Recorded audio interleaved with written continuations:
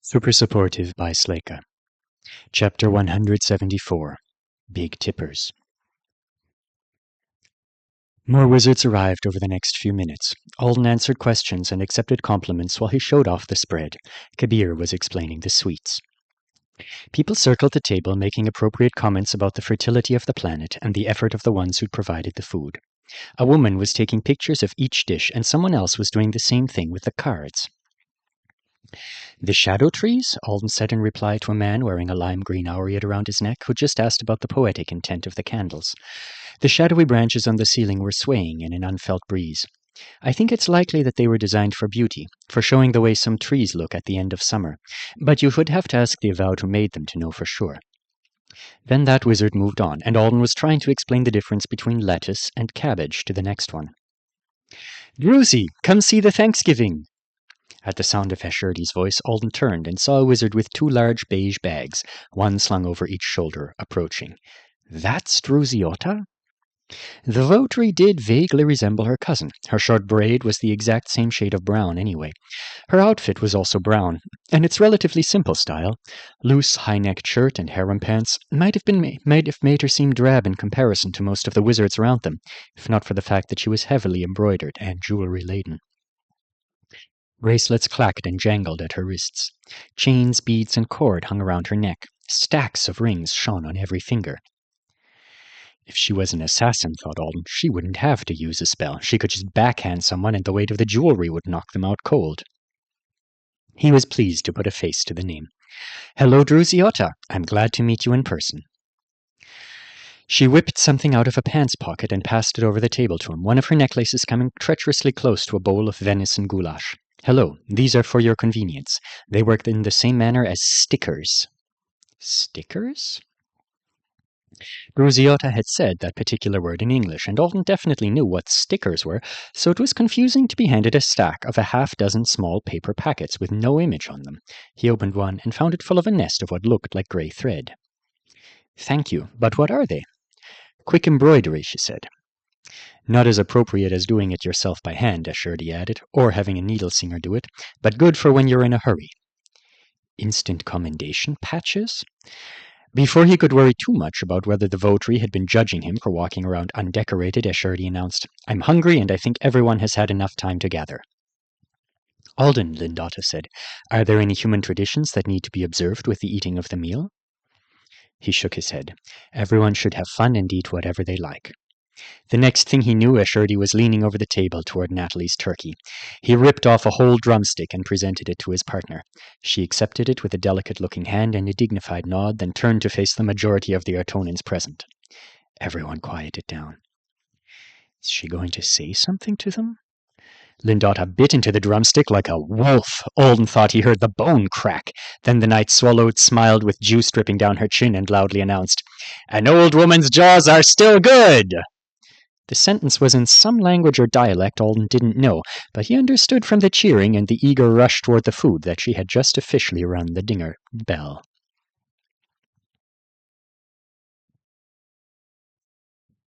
This one is blackberry cobbler. Heating it up and adding some ice cream would be customary, or you could just mix it with a duck instead. Unusual choice, but probably fine. Alden watched Portyloath stuff the duck cobbler into his mouth. Sweet and savory is a thing, and he does look happy. It had been around an hour since Lindota went feral on the turkey leg, and now the situation was shifting from everyone eating dinner to everyone having fun in their preferred way. For some of the Artonans, that meant methodically tasting all the food that was left. Others were pulling out wands, potions, and aureates to make improvements to the cafeteria so that the meal could morph into what Alden suspected would be a debauched all-nighter with a loose Thanksgiving theme. He was content with the role he'd ended up with, food describer for the knight's table. Portyloath sat on his right, listening to Alden make suggestions and then ignoring them. The lady who sometimes took naps in the cafeteria was on his left, periodically asking him for his opinion on human matters. She'd lulled him into a false sense of security by wanting to know easy stuff at first. At what age had he learned to ride a bicycle? What purpose did fake fingernails serve? Hummingbirds. Didn't Anesidora need some of those to brighten the place up? Then she'd hit him with a question about how he would feel if the Triplanets demanded that the population of powerful Avowed be split into at least one more community on Earth, so that they couldn't all be taken out by a single disaster. Lindota had rescued Alden by changing the subject, and now the questioner was yawning while she picked just the peanuts out of some pad thai. Roaming wizards stopped by the table frequently. The Ruziota kept disappearing to take care of quick errands. Kabir had been sitting with them all, but now he was standing on top of a chair across the room, holding 2 bottles of champagne over the top of a tower of glasses he decided to build after Momonin and one of her friends had asked about drinking traditions. Can that really be called a tradition? Alden watched as the golden wine bubbled and foamed, spilling its way down the tower of glasses. It was kind of cool anyway. He'd never seen anyone do it before. He'd also never seen a face quite like the one Momonin made when the waterfall ended and she tasted the drink for the first time. Her eyes widened, her forehead wrinkled, and her lips disappeared into her mouth like they were trying to escape. "It was terrible," Shirley said, standing up. "I want some." People had started singing. One very short wizard was volunteering a boomy rhythm for others to match while he danced around, performing a blinding blue and green light show with a pair of wands. Alien hookahs were appearing. Lindota glanced at her cousin, and the votary nodded. Alden watched as she opened one of the bags she'd brought and started pulling out cases, bottles, and pouches. She left some on the table and then walked around the room distributing the rest. Everyone seemed very excited to have it. Better quality potions? "None for you," said Portiloth, squinting at him. "Or else I will force you to drink more mud," his face added. The sight of the potions did make Alden take an inventory of all the people in the room. Still no Rodin. Zeridee wasn't here either, but she had thanked him for inviting her. She'd said she was going to stay away, since she wasn't allowed to eat earth food. He suspected it was half that, half whatever discomfort she might feel being surrounded by wizards when she was trying to make the class shift. Alden watched the party develop for a while longer. Ashurdy was over at the buffet now, drinking his champagne while he studied the turkey carcass. Every bit of meat and skin had been devoured. The citrus wedges were gone, peel included. Other than the knights sharing the drumstick with each other, everyone had gotten just a tiny piece. Watching them all enjoy it had been a fascinating contrast with the scene Alden had witnessed at the girls' apartment earlier. The Artonans had a lot more variety to their technique. Portiloth had quietly held his piece in his mouth for 5 minutes while his eyes closed and a smile on his face, before swallowing and diving into the rest of his meal like nothing had happened. The group Alden was beginning to suspect were big humanity geeks had let Momonin taste a tiny sliver of turkey. Then they'd consulted her and held a lengthy discussion before enacting a full Thanksgiving scene at their shared table while they consumed their own pieces.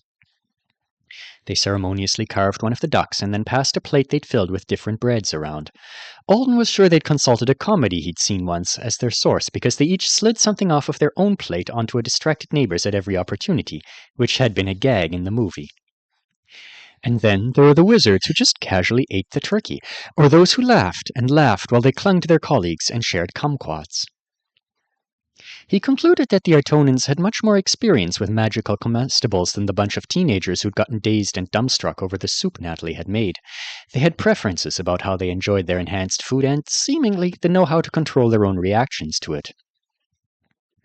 I need to practice eating more, thought Alden. Increase my food appreciation level. It's the obvious thing to do. Ashurdy waved Ruziota over to join him, and a dour-looking wizard with lines of tattoos running across the backs of his hands in their examination of the remaining turkey bones. What on earth are they doing? His confused expression caught Lindota's attention. He's consulting them because he wants to powder it without damaging the magic your friend performed on it. Powder it? For later. It's a shame to let any of her artistry go to waste. Nobody will ever make it the exact same way she did on this night, not even her. That is the nature of the skill, and it is worthy of appreciating. She was sitting sideways with her feet and back supported by spells that seemed similar in effect to the ones Stuart had used to provide the two of them with cushions during Alden's visit. She'll be happy everyone enjoyed it, Alden said. Portiloth had gone to try the champagne. It turned out it was a controversial beverage. Half of them liked it, and the other half thought it was a crime against fruit. The booming light show guy was passing the healer a glass. Are you happy, Alden? Lindota asked. He looked back at her. I'm pleased everyone liked the meal. I wanted it to be special for you all. I am a little tired, though. Since Porty seems unwilling to let you have a wakefulness potion, I suppose I should encourage you to sleep. I feel like I should stay and help Kabir clean after all this. She shook her head. You're underestimating the amount of cleaning and overestimating that man's chances of seeing the party's conclusion. She nodded pointedly toward the corner behind Alden, and he turned to see Kabir, his shirt unbuttoned, demonstrating a dance move that had been popular several years ago. You might be right about that. Go to sleep, said Lindota. It will be taken care of by others. Alden winced at the sound of breaking glass. That will be taken care of by others too, the knight said. All right. He rose from his seat. Just one thing left to do. It took him forever to fix a tray of food. Having left the knight's table, he had become fair game for everyone else, and as the host of the Thanksgiving, everyone wanted to make sure they said something to him. Wasn't it just the other day they were all acting like they were afraid to talk to me? He added a mooncake to the tray while a pair of wizards tried to hint something to him about how their young twins were absolutely fascinated by humans, and they supported their cultural curiosity. And what did Alden think of that? I think that's good, he said, a cloud surrounding him as he pulled the top off the cooler that held the ice cream and dry ice. The wizards went away so happy, he wondered for a second that he'd given his human stamp of approval to something he didn't understand. They seemed nice, so I doubt whatever it was could be too out there. He selected a single-serving carton of white chocolate pretzel mint, then headed for the elevator. He remembered Rodin just a few days ago pressing all the buttons, telling him he could have 20 floors and then nothing. I suppose a conversation must be had since you insist on it. If you'll tell me what things you would like me to apologize for, take the easy road for a few decades, won't you? I should spit in his food, Alden said as he stepped out into the hallway at the top floor of the residential section. He didn't. He hadn't even done what he'd planned to do when he first realized Rodin wasn't likely to show up, which was to deliver a crumb of Natalie's turkey and absolutely nothing else.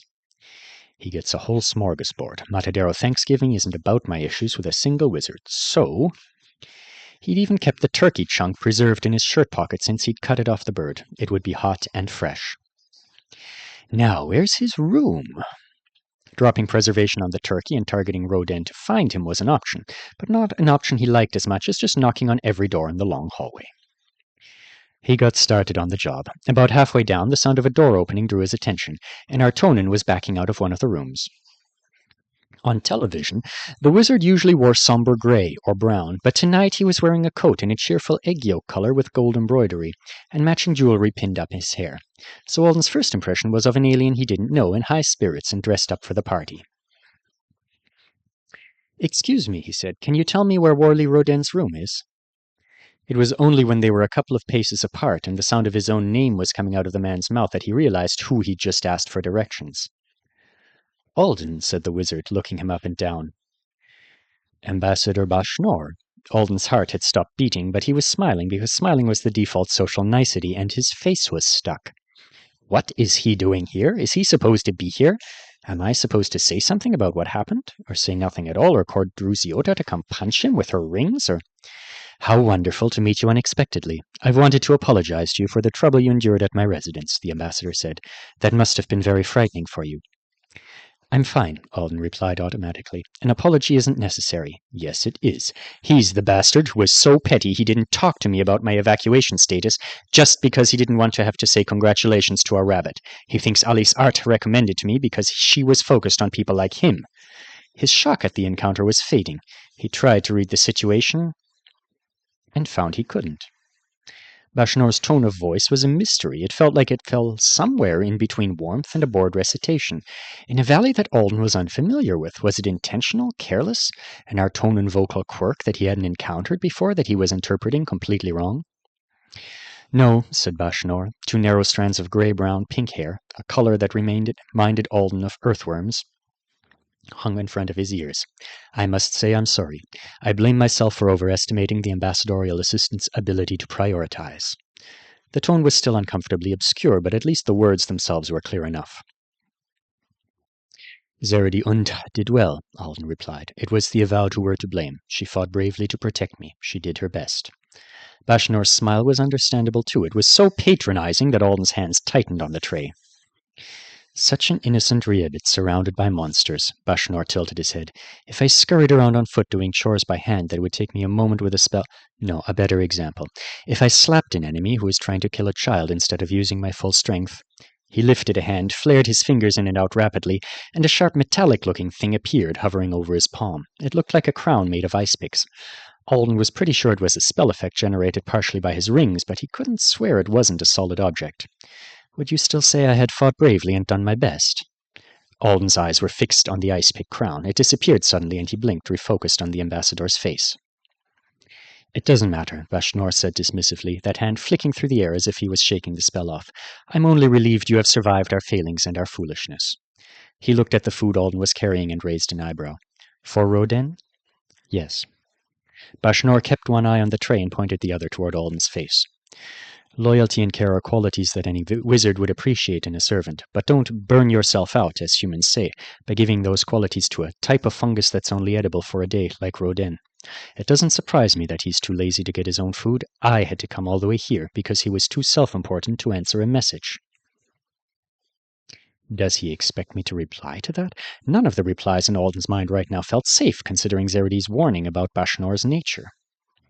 Intolerant of slights from people weaker than him. Be a normal rabbit.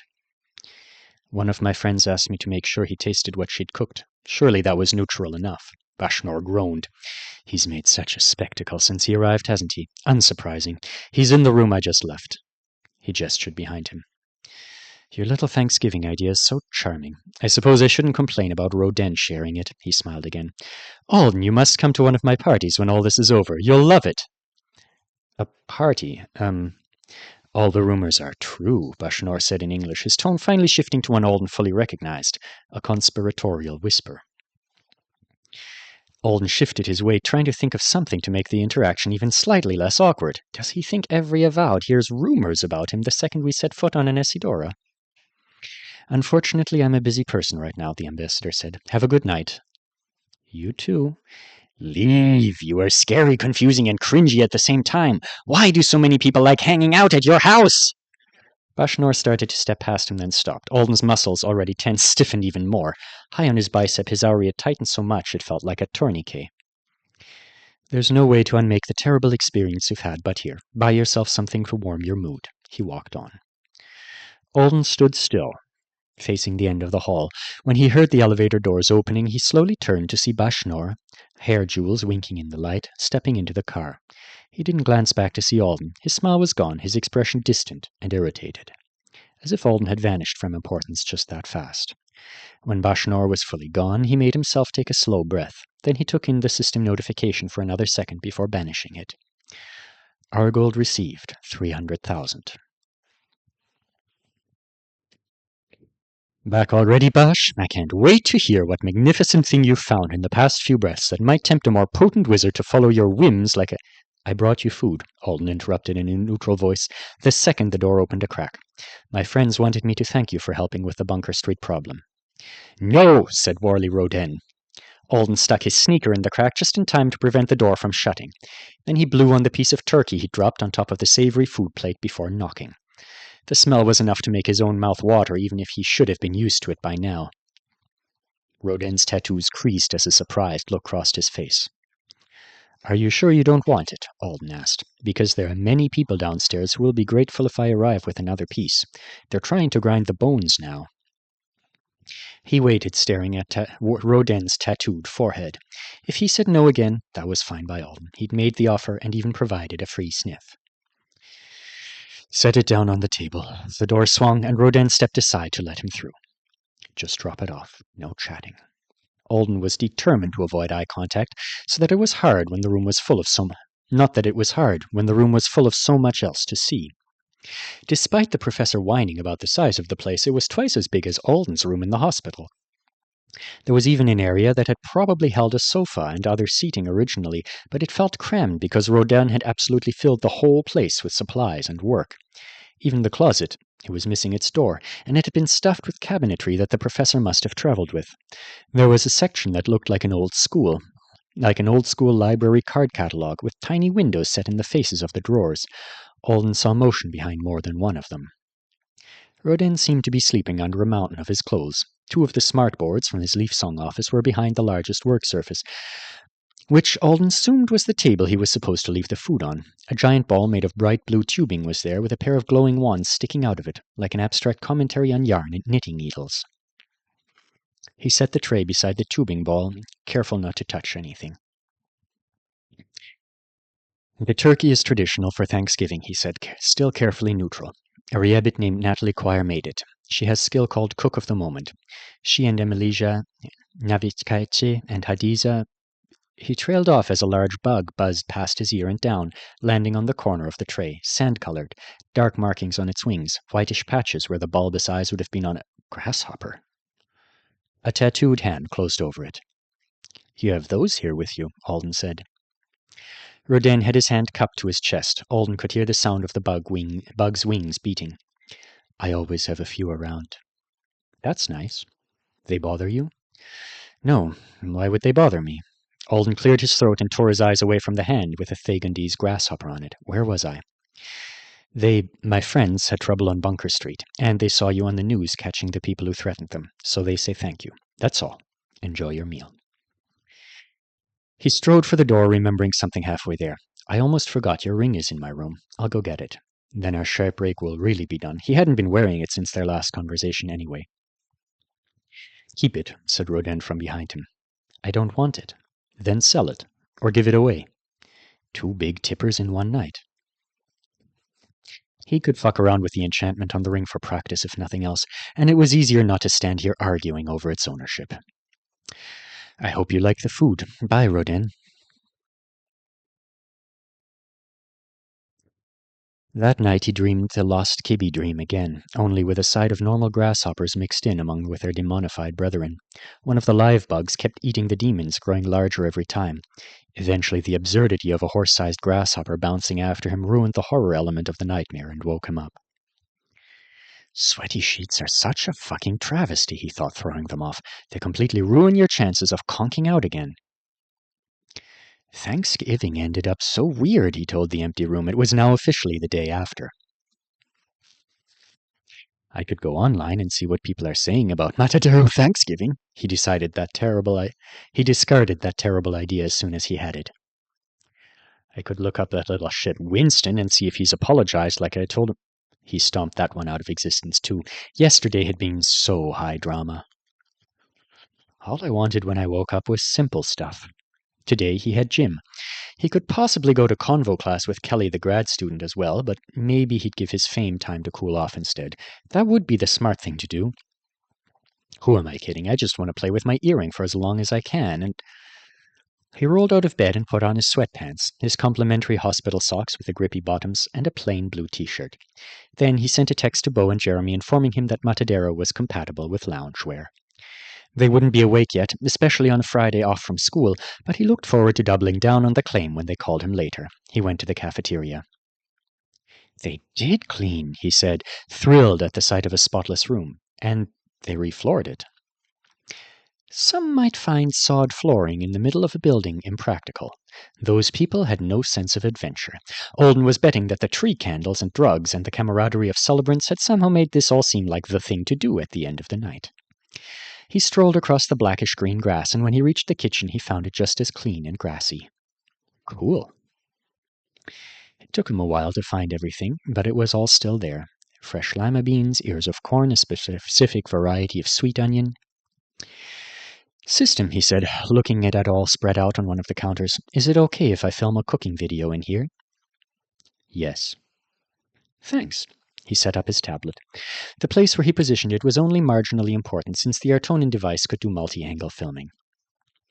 Hi, Kibby, he said, holding up a tomato. This is an earth plant. I've got a recipe from my grandmother. I'm going to cook it for first meal. It's called succotash.